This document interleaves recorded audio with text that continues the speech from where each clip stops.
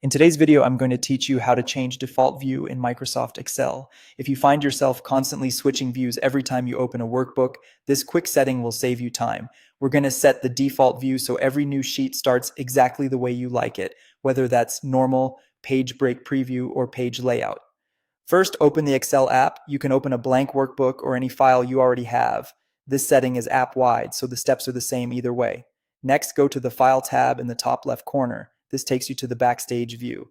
Look down the left-hand sidebar and select Options. That opens the Excel Options window, where most of Excel's global preferences live. In the Excel Options window, make sure you're on the General section. You'll see a list of common settings that control how Excel behaves when you start it up or create something new. Now scroll until you find the section labeled When Creating New Workbooks. This is where Excel stores defaults that apply to brand new content. Within this section, locate the setting called Default View for New Sheets. Click the drop-down next to Default View for New Sheets and choose the view you prefer. Normal view is the classic spreadsheet grid and is best for speed and everyday data entry.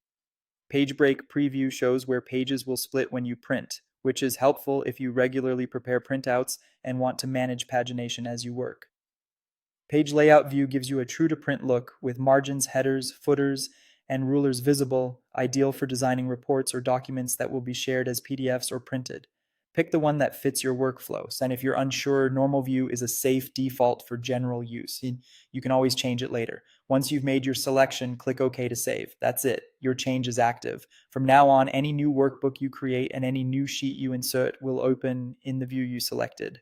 Existing sheets won't change automatically, which is good to know if you're working in a file that's already been formatted a certain way. As a quick tip, if you ever want to switch view temporarily for a particular sheet, use the View tab on the ribbon or the status bar buttons at the bottom right of the window. And if your needs change, you can return to File, Options, General, and update the default again just as easily.